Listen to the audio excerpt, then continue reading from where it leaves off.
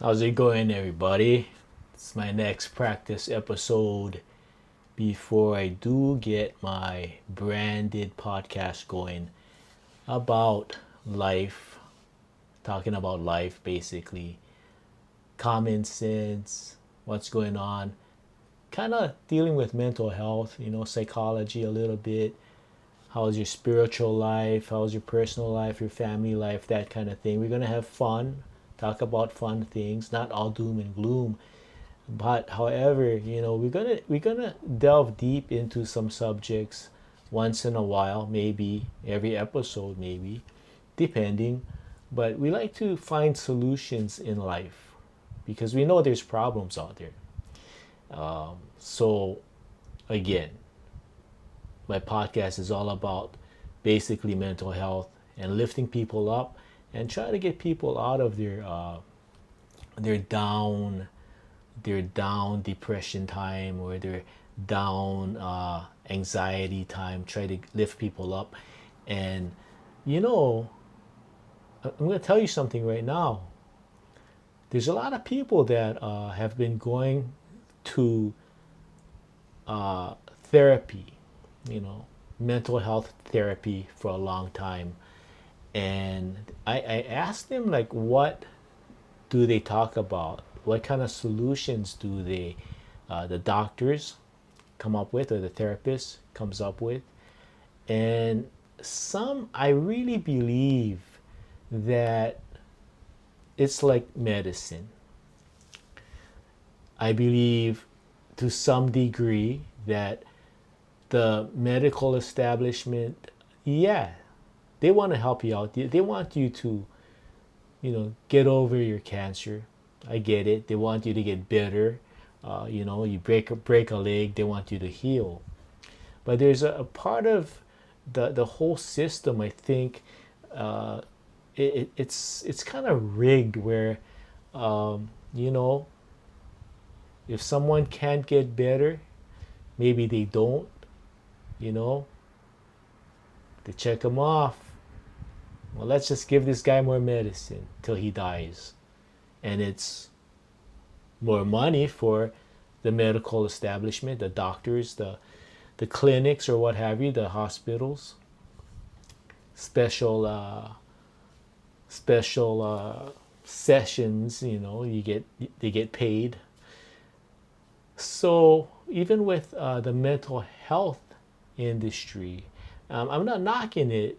The therapists and the doctors that try to help people get out of their depression and whatnot. However, I feel that by talking to some people, they been going to a therapist for like years, and I'm thinking, are they or are they not trying to help you get over the mental hiccup that uh, you're experiencing, or what have you? Because, and I can't judge anybody, but I'm just thinking, why can't some people get over their mental hiccups, their mental roadblocks, all right? And therapy doesn't seem to work. Sometimes I know people, they're into Jesus, they do the church thing, they go to a psychiatrist, they get the meds, they go on retreats, they don't get better mentally, all right? So if something's not working, guys, and again, I'm just asking, I'm just venting, if you will. If someone has a mental hiccup, a mental condition, psychological condition, PTSD, whatever it is, you would think going to therapy may not heal the person. Some things you live with the rest of your life, but you got to learn how to manage, your mental, your emotions, or what have you, the triggers. Of course, I understand that. But I still see some people that can't get better. All right. So I was reading a book on brain damage. Okay. Um, I think if you're not getting better through therapy, your Jesus Christ Bible studies and prayers, your meditation, your Buddhist meditation, whatever spiritual path you're on, that's not working. I'm telling you, I read this book. I forget the name of the book, the title. I got it at a used bookstore, and it was really good. I think it was written back in the 80s, maybe 90s, but it's an old book. I bought it. It was like $2. It was like, there's like ketchup stains and mustard stains in between the pages. Like, I don't care, right? The guy who was reading it was eating a hot dog. I don't give a crap. I read it, and it was good. I'll find out later, but the author of the book was actually a psychiatrist that studied, I think, with another neurosurgeon, and studying the brain. And for people who couldn't get better through or going through therapies, talk therapy, and antidepressants and whatnot, they decided to do brain scans on some of the patients that weren't getting better because of the talk therapies, all the cognitive therapies that they do with psychology and psychiatrists and whatnot. So they decided to, for the ones that weren't getting better, to scan their brains. And they came up with this conclusion that some people actually have really severe brain damage, and that's why they're not getting any better. So in other words,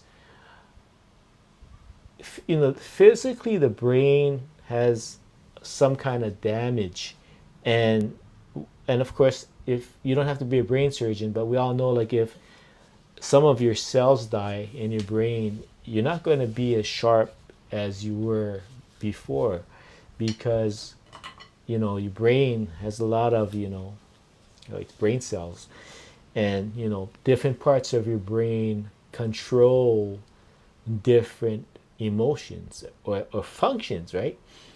Certain parts of your brain manages your motor skills, manages your eyesight, your hearing, your taste buds, your emotions. I think I said that. Your sexual, heightened sexuality, lowered sexuality, whatever, anger, sadness, balance, critical thinking.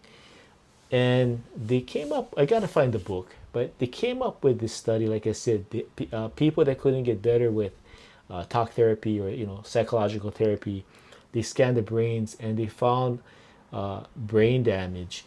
And I think it was the psychiatrist who was co-author with the book was talking about asking someone, because a lot of times they don't ask. People just show up.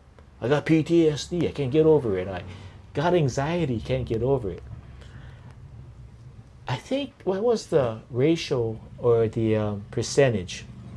I think the percentage was pretty high.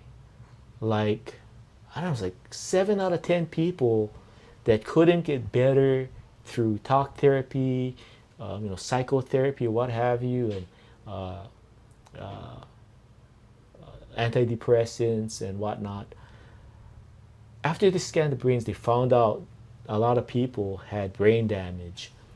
And once they figured out what part of the brain wasn't that active, they figured out why a person had problems memorizing or having anger problems.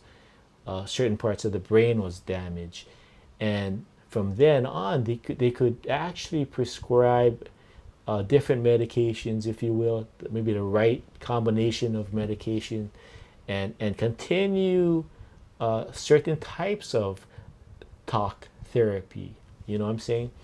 Instead of just the one-sided talk therapy, they came up with different kinds of exercises, because brain is capable of healing, but if it's so badly damaged, it there's a good chance it can't rejuvenate. But they're saying a lot of people who have just a minor brain damage or concussions can really affect their thinking, their brain, their behaviors, their mo, their personality, and all that. And once they scan the brain, like I said, they can kind of figure out what to do with the patient or the client patient, same thing. So what I'm trying to get at is try and think back, even if it was years ago. Did you ever suffer or bump your head and it hurt, but you never went to the doctor? And ever since then, you never had a brain scan. Maybe you had one of those, you went to the doctor, the eye doctor, they do the scanning if you get eye problems, or even like the dentist, they do that, the x-rays, But if you never had your head examined by a physician or a neurosurgeon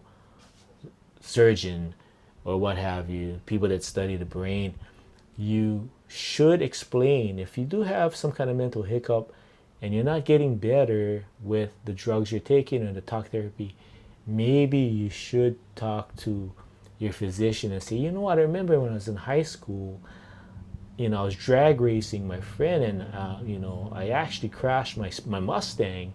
I hit a flagpole and I bumped my head on the steering wheel, but I was okay. And I didn't know there was like a such thing as concussion protocol. I just drank some beers and I went home. Back in the day, right? Nobody thought. I mean, there were cases where I read the book where somebody just had a minor bump on the head when they were little kids, and and they checked them out, and yeah, there was some parts of the brain wherever it was affected, it wasn't as lively as a normal brain, if that makes sense. So this is really a short few minutes talking about mental health, talking about life, because in my this is my my practice podcast. So when I get the branded podcast, it's going to look better. I'll have better microphones, and I'll have call-ins, and we can talk to other people. I'll go out and talk to other people. And again, it's not going to be doom and gloom. We're going to have fun. We're going to find solutions. And the thing about it is going to be, I'm going to base it on Christian faith, but I'm not going to like pour it on anyone. It's just for myself and to help people out and just say, hey, we're going to go over a verse in the Bible. Maybe it can help you, maybe not. But that's where I'm coming from. And again, I'm not going to lay my beliefs on anyone, but I do follow the Word of God, the Word of Christ. And I'm going to use that to help people out, to elevate themselves, to get, be a better human being. And I welcome anybody who has different beliefs. You may go against what I believe, and that's fine. I think we should be able to, come to the table and disagree on things. But I don't want to make my thing that I'm doing a debate. Yeah, I don't want that. It's you believe what you believe, explain why you believe, and that's cool. And let's try and find solutions together. That's it. You know what I'm saying? That's all. If your wife is depressed or your kids aren't doing well, let's all come together, find a solution. Maybe they're going to therapy, that's not working. Let's all come together and find out a solution to help someone. And you know what? A lot of times when people are depressed, they will carry that depression because certain things will trigger the depression. I'm not saying everyone, but some people in general. I found that a lot of people that take up a sport or a hobby, something that they thought they could never do before, they manage their mental health much better. they're much more happier, they're much more healthier in society. You know, a lot of people with depression or PTSD or anxiety, some people just, they hold themselves up. And I know what that is. I know what it is for like kind of be, I gotta be antisocial. I don't want to talk to nobody. Sometimes we go through that phase and it's good to be alone. But I'm telling you, just try it. If you're going through some kind of mental roadblock right now, try something that you haven't tried and challenge yourself. It's really good. Challenging yourself, doing something different, doing something you can actually really help you spiritually and mentally and your whole being. And if you're gonna do something physical, like maybe rock climbing, you know, that might change your whole life and might make you a better physical specimen, if you will. But anyway, this is my practice podcast. I'm going to shut up. You guys take care. God bless. And I'll let you know when my real podcast is going to be up and running. It'll be like the cherry on the top. It's going to be killer. I mean that in a good way, not kill somebody, but it'll be to the max. All right, you guys take care. God bless.